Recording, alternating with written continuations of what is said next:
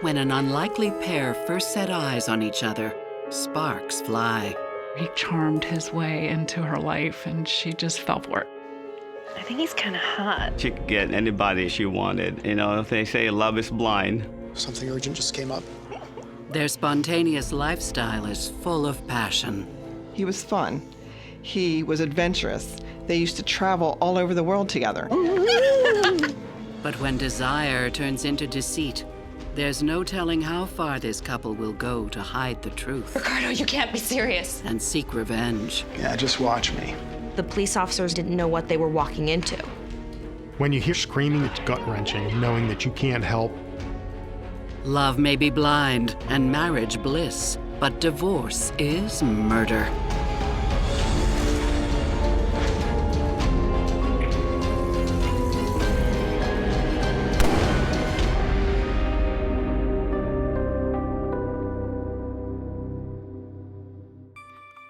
Baltimore, Maryland, home to an ambitious young nurse hoping to make her mark on the world, Lara Crockett. She works the night shift at one of the city's busiest hospitals. Don't worry. I'll keep checking on you. It's gonna be fine. You'll see. And takes great pride in her work. Laura was a very giving person, a very caring person. She loved that aspect of taking care of patients. Lara, I believe, really, truly loved nursing. I saw it in the way she took care of her, her patients. Lara's happy to work the long hours of the night shift, especially when there's good company, like fellow nurse Ricardo Muscolino. Oh, code red. Code red. Patient has an elevated heartbeat. Vital signs irregular. How about doing some actual work before you cause a real emergency? He did have a good sense of humor. He made everybody laugh. Ricardo was a funny guy. Ricardo was attractive to Lara because she was obviously a beautiful woman. Beautiful eyes, beautiful smile, and excellent personality on top of that. Laura was one of those people, when you meet her, you just fall in love with her. And he did. On shift all week? Problem is, Yep. Good. she's spoken for. Lara was married, and she talked about how unhappy she was with her husband. You want to go for coffee sometime?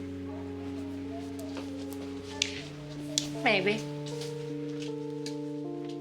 She married when she was very young to an older man, and the older man had a son. Good morning. But she found out soon after they married that he, in fact, did not want to have any more children. And children, she really wanted children. That was the most important thing in her life. Lara can't help but have second thoughts about her marriage. He was a wonderful person. Everybody loved him. But they just kind of grow apart. Those aren't the only reasons she's unhappy. Bye. Lara was the one who is more the breadwinner rather than the husband. So a lot of expenses are falling on her. All right. That better? And Ricardo is nothing like Lara's husband. The doctor will be here in a few moments, all right? Ricardo was very motivated by money, definitely. No more skateboarding, right? He had worked very hard for everything he got. I've seen him work 3 months, no break, and some of those hours are 12 to 16 hours. So, how about that morning coffee? I can't. I just picked up another shift. Ah, okay. Just don't sleep in and miss our flight to Vegas. Not a chance.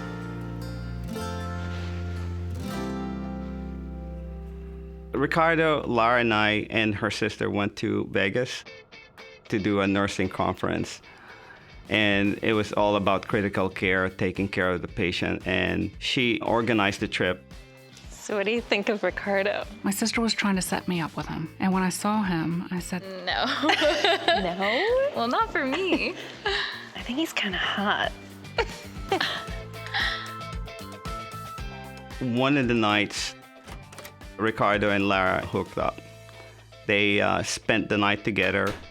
We returned to Baltimore. They continued that relationship. Lara was married still at that time. She wasn't divorced or separated. she had met her first husband when she was young, very young. And then she met Ricardo, who kind of was in, the same field and doing the same thing and wanted kids. And they just had more in common at the time. So he charmed his way into her life, and she just fell for it. Ricardo and Lara couldn't be happier. He thought she was beautiful and smart, and she thought he was charismatic and outgoing and ready to own the world. Yeah. Yeah, I'll do it. I'll be here soon. Who's that? Hospital. Short-staffed. Again? Gotta go. While he romances Lara, Bye. Ricardo also spots an opportunity at work. There's been a nursing shortage for a very long time. It's very difficult to get nurses that know what they're doing. It's hard to get nurses at all. So when a nursing home or a hospital needs help, they will call an agency, and the hospital pay that agency usually about double of what a normal salary is to bring that agency person on. His goal was always, to be extremely wealthy, to be a multimillionaire. And I think at one time he did reach that goal. Ricardo was a very smart man, even though he had no business background that I know of. And he thought, well, why don't I start my own agency? Ricardo's agency takes off. He was so successful because of his personality. He was a charmer. He was a nurse. He knew what the hospitals went through. He knew what the nursing staff went through.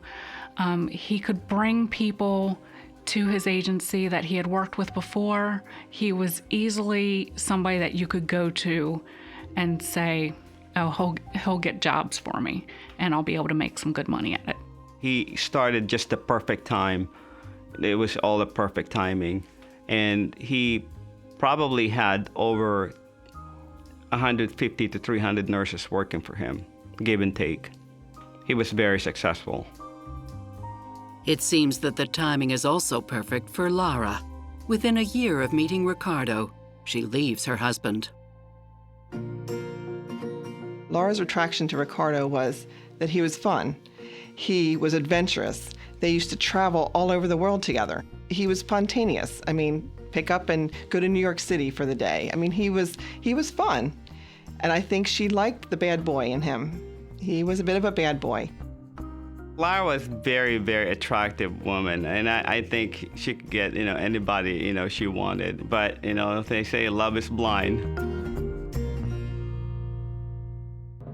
Psychotherapist Stacy Kaiser and forensic psychologist Brian Russell have their own thoughts on Lara and Ricardo's relationship. While a lot of people would think that Ricardo is someone that Lara wouldn't typically be drawn to, I think he has a couple of really strong things going for him. She senses his ambition, he's very good to her, he's courting her in a way that a lot of women like to be courted. He's taking her on trips, he's making her feel special. So it's no surprise to me that she is slowly getting herself lured into a relationship with him. Lara's relationship with Ricardo begins with Lara's cheating on her first husband.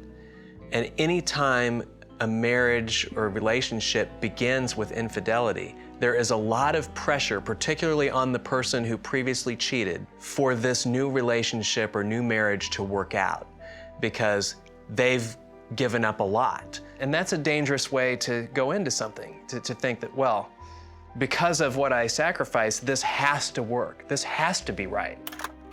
And that can create problems for their future relationship. With his business booming, Ricardo decides it's time to take another plunge.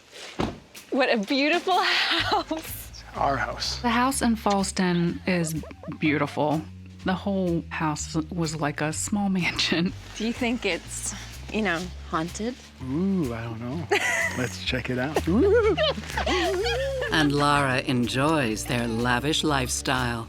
Lara loved nice things. Lara loved jewelry. Lara loved nice clothing, makeup. Lara loved to spend money. And one of the things that was attractive to her was that he kept their finances intact. He was very, very responsible. She used to say to me, he's the type of person that always pays everything early. Between buying a new home and affording the finer things in life, Ricardo and Lara seem to have it made. Listen, I'm gonna have to let you go. Something urgent just came up. Wow. I think that those two together just attracted each other. They seemed to get along great, and they had a great life. They really just had a great life. Just as the relationship is heating up, Lara decides to make her own ambitions come true. Her master's in anesthesiology was really important. You're still looking at this. It's fascinating. She wanted to be a nurse anesthetist for a very long time, and she finally got an opportunity to do it, and she went full-heartedly. You're serious about this? Yeah.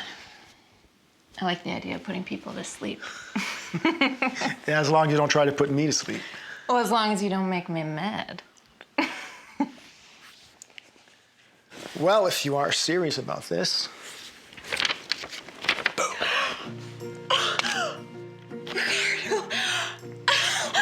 Oh, you're amazing. Thank you, thank you. You happy? I'm happy. Oh, you're incredible, thank you. He paid for her to go back to school and get her master's. I knew you were worth it. But it's not exactly what he had in mind. Any room in there for me? She'll be moving to Washington, D.C., while he stays in Baltimore. Always. She saw it as a great opportunity. She just saw it as a better type of job in nursing. Don't go. It's only an hour away. Bye. While Lara studies, Ricardo focuses on work. Ricardo would travel to Florida a lot for the businesses he had down there. But Ricardo's travels and Lara's ambitions come at a cost. The physical distance was going to put pressure on their relationship. And at that time, it was probably more important for her to pursue anesthesia, to become, a nurse anesthetist. They broke up at that time. And she's lonely in D.C. Hey, Jonathan. I was looking for you before. I wanted to let you know. I got my biology test back. And Lara at that time started seeing, different people. But Ricardo, he was extremely upset about that. I really, really appreciate it. I might have a few more questions. Ricardo, what are you doing here? Is this why you wanted to come to school? Don't start. I haven't even begun to get started. It's okay, just give us a minute. All that money I lent you for school, I want it back. You know that I don't have it. And I'll see you in court. What? Ricardo is the kind of person that if you cross him with money, you'll definitely end up in the court. She learned very early in the game that if he was to pay for something like he did for her schooling, she would end up hearing about it.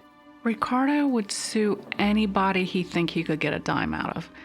And it was his way of life. He really could sue anybody, and if he thought you did him wrong, he found a way to try and get his money. Ricardo, you can't be serious. Yeah, just watch me. He's sued many people, but to do it to the person you're in a relationship with is just bizarre. But will Ricardo's bizarre behavior tear them apart for good? She made a comment that, Ricardo, you don't even care about me. And it devastated them.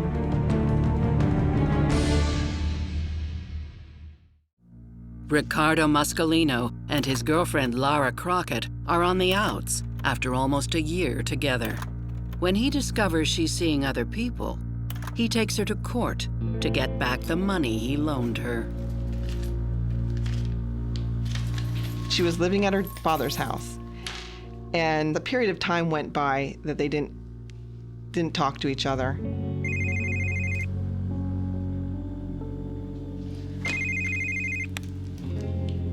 Ricardo, what do you want?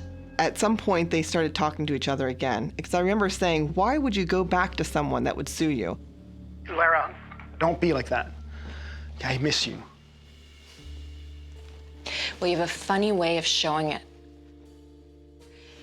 Why did you come to my school and embarrass me in front of my friends? Oh, come on, I was upset. Up until now, you don't care about how I'm doing, you don't pay attention to how I feel. That's not true. Okay, I think about you all the time. I can prove it. Oh, come on, Ricardo. Check the intersection near your dad's place. What? Yeah. Every time I drive by, I think about you. And I throw a penny out the window. So he told her, go to the intersection now, and you'll know that I'm thinking about you.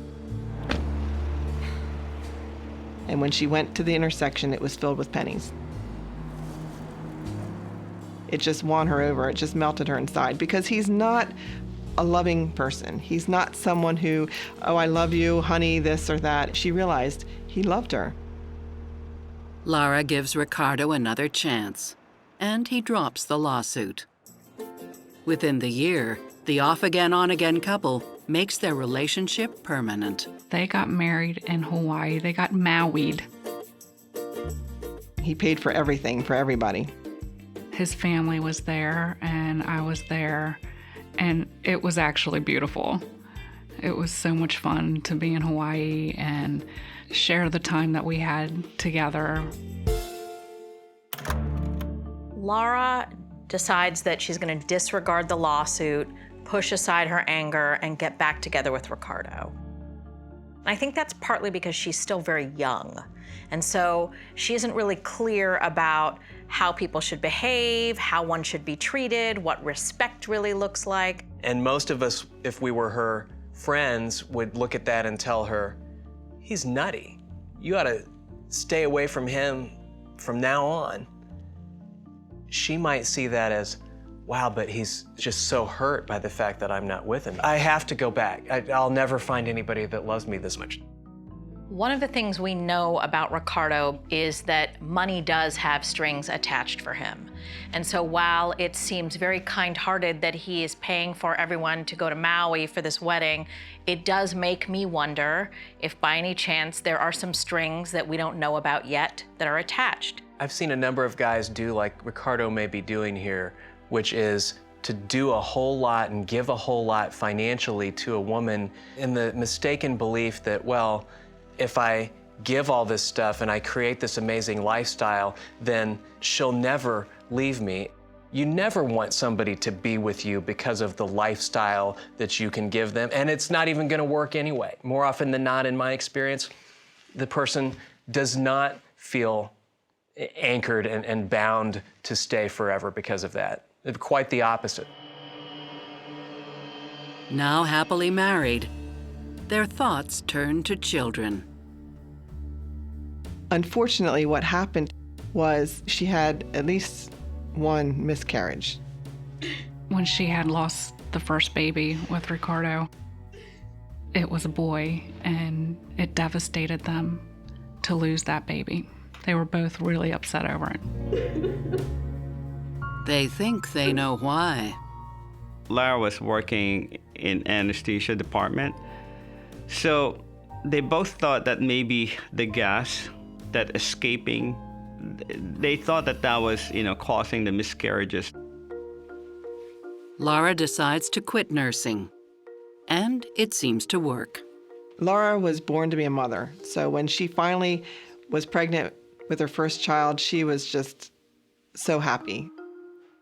So Victoria was born, and she wasn't here very long before Lara was pregnant again.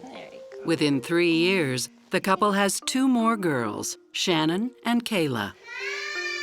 Hang on, Victoria, I'm coming, baby. Hang on, I'm coming. She was so happy to be having children. I'm coming. She loved her children. That was her world. For nearly 10 years, the family is happy. Careful. Ricardo loved being a father. I think he had his good days and his bad like any parent, but he loved his kids. Checkmate. Ricardo is very good at chess, and his oldest daughter loves chess. Why, you think I'm gonna let you win just because I'm your father? You didn't pay attention. She can't beat her dad. Oh, come on. I mean, Ricardo, chess is his game. All right, who's next? Me! I want to play. I think Ricardo saw the world as a chess game. But their world falls apart when Ricardo's business goes south. Hospitals were cutting back. Everybody was cutting back. So he wasn't making as much money. So all of a sudden he finds himself with a lot of debt. at a time when the economy's slowing. They say we don't even qualify. When the housing market fell, a lot of people were losing their houses, and the government kind of stepped in there and started helping people refinance and lower their mortgage and so forth. The Muscolinos can't get mortgage relief because Ricardo makes too much money. The government's not helping him, so he just stopped paying everything. Stopped paying mortgages, stopped paying taxes, stopped paying everything. At first, Lara just was, well, this is the game he's playing. Hello? He's not in. This is his wife, Mrs. Muscolino. Can I help you? At first, it didn't bother her so much until all of a sudden, creditors start calling, we're going to take your house. I understand. Let me speak to my husband. Goodbye. Nothing's being paid. And she's like, what? Nothing's being paid. She hated confrontation. She would never confront anybody about anything. And she was a procrastinator. I mean, she was becoming very frustrated with the finances, the constant creditors calling, the constant worry about whether they'd lose their house. I used to say, you should really find out what your finances are. And she would say, well, I'll do that tomorrow. I don't want to deal with that. And soon Lara and Ricardo face even more challenges. Can their marriage handle the pressure? She was very upset a lot of the times because she was nervous all the time what was going to happen. Ricardo! They have a lot of problems and they're not discussing it, and she's feeling very lonely.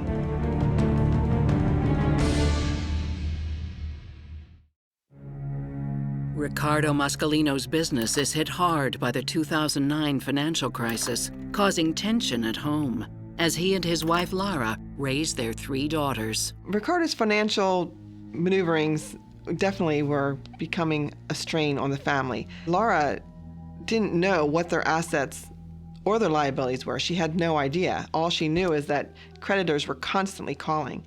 In fact, sometimes they'd even come to the house looking for him. Ricardo? They're back.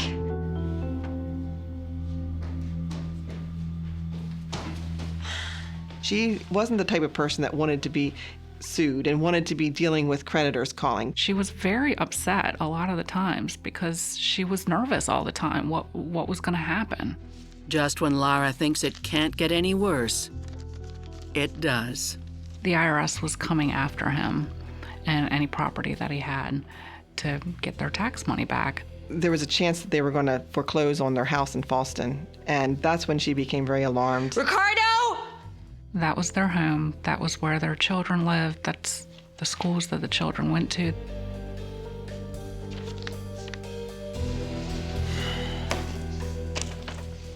So what's your plan now? Ricardo comes up with a crazy idea. I know. We'll split up.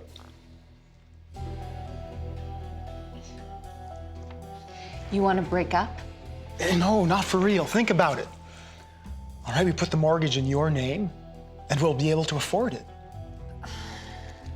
Don't worry. I don't know. Shh. I got this. I got this. They separated so that she would not have to suffer from his financial issues. And he actually moved to Florida for a good bit of time so that they could show that they were actually separated. And that's what stopped them from being foreclosed. So they were separated, but in reality, they were still very much married. She hated the situations that Ricardo would put them into. Hey, I'm just checking in on when you're coming home. That was their only way that they could think to solve it at the time. Then, to top it off, Hi. Hey. Ricardo stops helping with the family finances, claiming he's broke. Is that all you got, Mom? Yeah, that's it for this week. Things are a little tight. Put this in the fridge today. As soon as my sister had the mortgage put in her name, he stopped pretty much contributing to anything. He considered the house was hers, so she would have to pay for it. Mom, the internet's not working. Oh, okay. I'll take care of that later. She took care of everything for the kids. She took care of all the household expenses. Everything was on her. When's Dad coming home? I don't know, sweetie. Soon, I hope. Okay, can you close out? We're gonna have supper soon. Shannon, can you come give me a hand? Yeah. Just get the plates. Lara lived on credit cards a lot. She wanted to be able to keep the lifestyle they were accustomed to, and it became more and more difficult. Especially since Ricardo is rarely home. Ricardo came and went a lot. He would go to Florida for a few days and he'd come back. She would say, I don't even always know where he is. Even though Lara and Ricardo's separation is supposed to be fictitious, it's starting to feel like the real thing. Lara's marriage is really starting to fall apart. They have a lot of problems and they're not discussing it, and she's feeling very lonely. Lara's options are very limited at this point. I mean, she is a nurse anesthetist, and that's a good job, but it's probably not a job at which she's going to be able to earn the kind of money that would enable her to maintain the lifestyle that she and Ricardo had had for a while. Lara's been put in a very difficult position, and this has got to be creating a great deal of resentment for her. I would imagine that she would begin wondering whether or not this is a relationship even worth having, because in a lot of ways, he's much more of a burden than he is a benefit. Ricardo looks to me like a guy who's going through something that we sometimes call a narcissistic collapse. And that happens when somebody has created a facade of extreme success, and then the facade crumbles. And the person is so upset about the prospect of them being seen as not even anything bad, but just human. And it sort of really shows you how a narcissistic individual can be very functional when everything's going right, and then become profoundly dysfunctional on a dime when things start going wrong. People face financial crises on a daily basis, and even financial ruin, and they don't behave as badly as Ricardo. Assuming Ricardo doesn't get caught and go to jail, I think the chances of their relationship lasting are slim and none. With Ricardo away so often, Lara develops her own interests. She had a passion for the afterworld, which is how she got involved in the ghost hunting. I used to ask her, why are you so into the afterlife? And she said, if anything ever happened to one of my children, I want to know that I could reach out to them. She got very involved in that. She had a lot of passion for the spirit world. She was very gifted with that. And so that took a lot of her time. And I think it also made it so she wasn't as focused on how her marriage was. I think that helped her to have something else that occupied her life and her mind. Her ghost hunting partner is Bailey Maxwell. I think this is a good spot for the camera. It's infrared, so it can film in the dark. He looked like a young Ricardo, a bad boy. There's definitely something here. Feel it? You scared? No. Not when you're around. They would set up cameras and record things. They ended up becoming friends and talking about this ghost hunting stuff, and it was just something that they had that in common. He was a young kid, 22. He already had a child.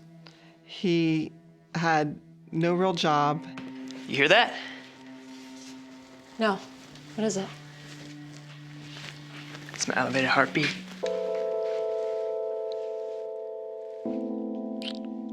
With Ricardo away, it seems that Lara and Bailey are becoming more than just friends. He may have loved the idea that she was an older woman that has money. He told her something like, I can't get you off my mind. At the time, it filled the need in her life to feel loved. You're so beautiful. She saw in him somebody who was willing to do anything for her. And what a great mom she is. Everything that any woman wants to hear. And I think he truly believed it. A few weeks into the affair, it's getting harder and harder to keep it secret, especially from her daughters. Can I have my phone, please? Her eldest daughter noticed that she was on her phone a lot, which she never did before.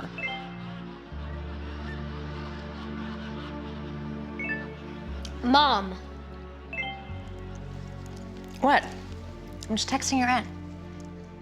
Lara had a very loose boundaries with her daughters. They had access to her social media, access to her cell phone. She had no privacy. But what happens if the secret gets out? What's up? She's whispering the entire time because they think she's just so terrified. That does not happen often. People just don't go into the police precinct and say, "You want me."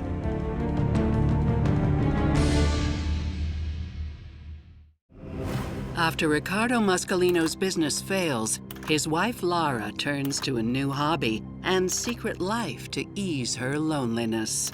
Except her hidden passion doesn't stay secret for very long. One night, Lara's daughter Victoria logs into her mother's social media account. For some reason, she just decided to start reading. And that's how she found out. She read the messages between my sister and this young man. Victoria was crushed seeing these messages. Her mom and dad, whether or not they had separate lives or not, was still her mom and dad. And nobody wants to see that mom is doing something that maybe she shouldn't be doing. The fact that Lara and Ricardo's daughter discovered Lara's affair had to have been very traumatic for her, because kids and teenagers hold their parents up to a standard. And so to find out that her mother, who she thought was, hardworking and still connected to her father, is cheating on him, had to have been quite impactful. I think Lara and Ricardo's daughter's discovery of Lara's affair is a great illustration of the indirect abusiveness of adultery when there are children involved, because it is going to eventually blow up the family. It's going to impact the kids in a negative way. And here you can just put yourself in this kid's place. Just imagine yourself finding out that your mother's cheating on your father, and how disillusioning that would be about whatever rose-colored glasses you had on about your parents and their love for each other. 1 week after the explosive discovery, Victoria hears alarming sounds coming from her parents' bedroom. Then, all hell breaks loose.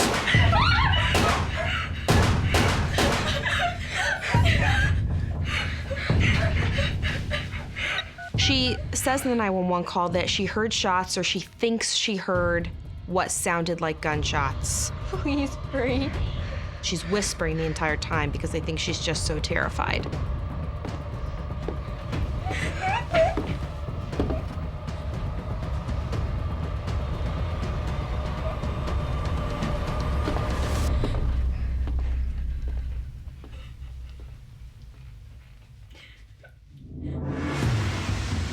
It's a busy night for Baltimore area police. In addition to Victoria's 911 call, the local sheriff's office gets an unexpected visitor. Police officers described him as disheveled. They thought maybe he looked slightly homeless. Meanwhile, police arrive at the Muscolino home. They started calling for any residents to come out again so they can come out safely and you don't have any incidents. The daughters came from their bedrooms. They were called downstairs, taken out of the house immediately. But not everyone comes out of their rooms. At that point, they noticed that the master bedroom door was still closed. And they went in, again, not knowing what exactly was going on inside that bedroom.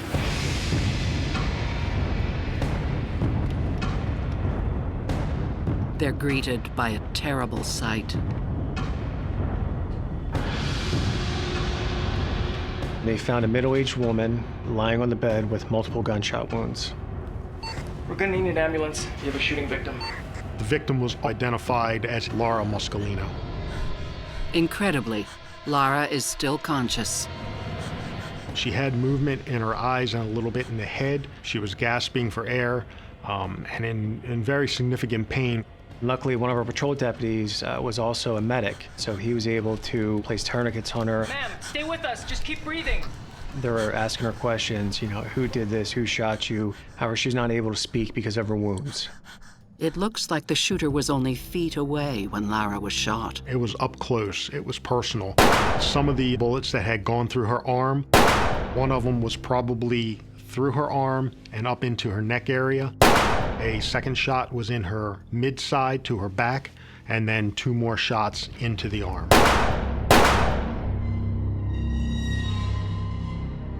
And nearly as shocking, He put his hands in the air and said, "I'm a wanted man." He does not explain why he's wanted, why he's surrendering himself. It seemed he thought we were already looking for him. That does not happen often. People just don't go into the police precinct and say, "You want me." After the man turned himself in, he's placed in custody. the mysterious visitor refuses to say anything else. He had only said that he would speak with his attorney at that point in time and declined to speak to any police officers. Barely clinging to life, Lara is transported to a Baltimore trauma hospital. After 8 hours struggling to survive, she dies of her injuries. When I got the news about my sister, I was at work. I got pulled out of a meeting to say that there were some police officers at front for me. He said, "I need to let you know something." He said, "Your sister's dead." I said, "What do you mean? She can't be dead." And he said, "Was she sick?" I said, "No, she wasn't sick. She's fine." With their rocky marriage, all fingers point to Ricardo. But is there more to this murder than meets the eye? She knew he was gonna make her life hell. No one actually saw someone pull a trigger or commit a crime.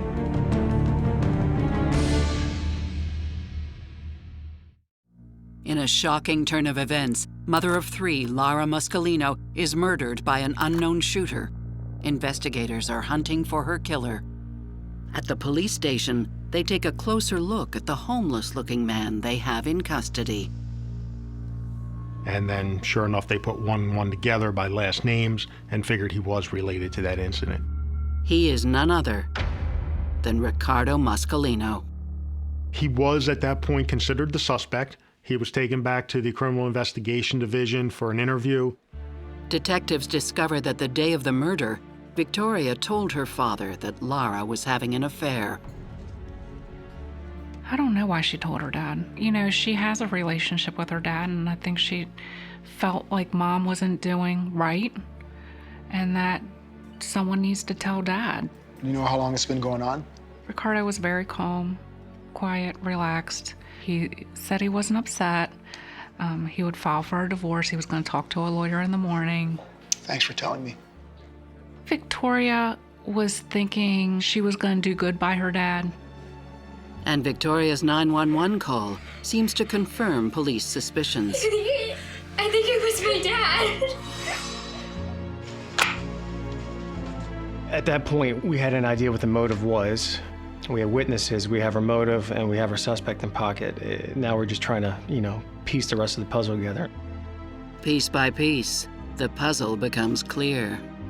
On the left side of the bed, there was a clothes hamper with a pillow on top of it. Once I removed the pillow from the clothes hamper, there it was. It was an empty black 9mm handgun. After the suspect shot Lara, I believed he just chucked the gun in there.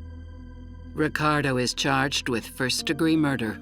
If they can find his fingerprints or DNA on the gun, the case is watertight.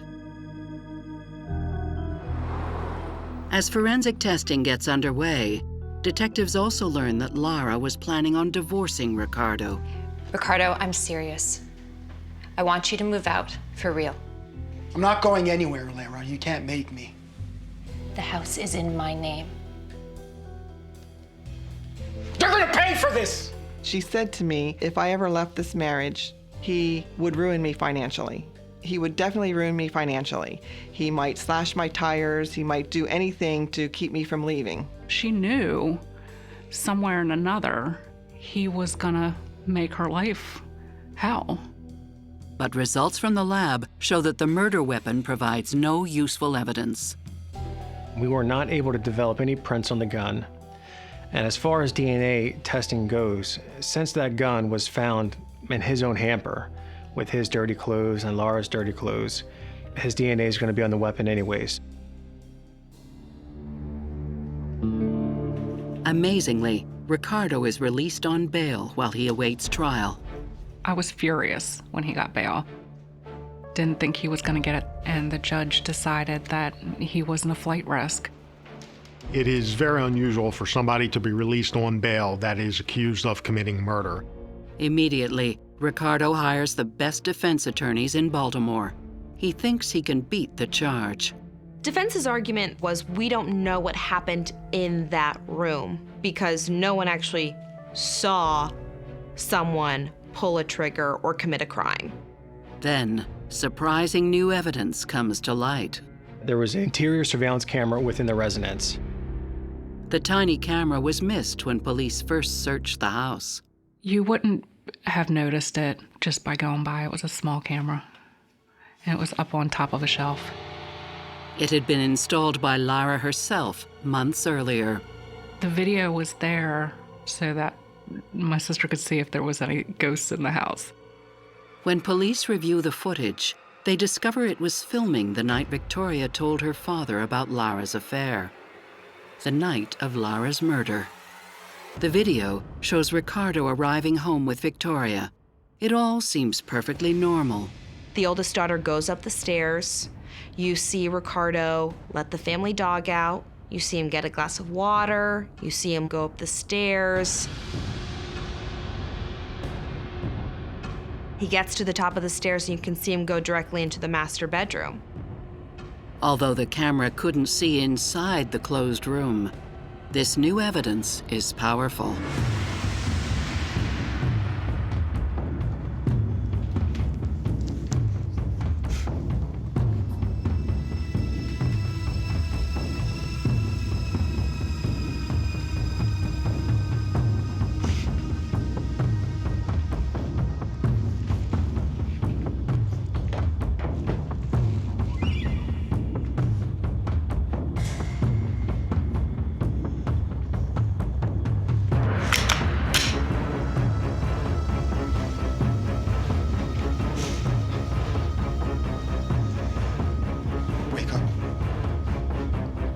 Wake up! Ricardo, what's happening? You thought you could make a fool of me? Is that what you thought? After all I did for you! How dare you cheat on me?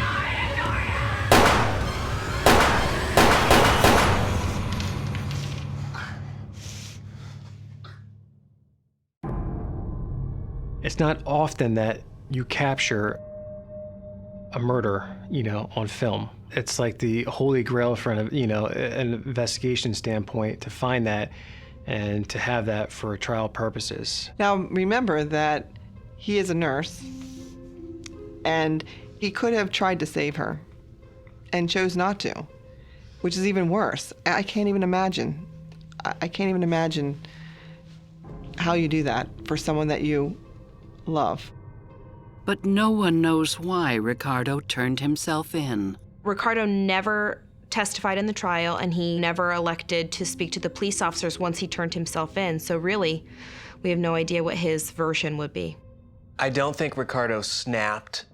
Almost all behavior like this is the result of a progressive escalation over time, and I think that it is almost inconceivable that Ricardo did not at least think he might do this when he confronted Lara about the news of the affair. His ego was so tied to both his money and his wife.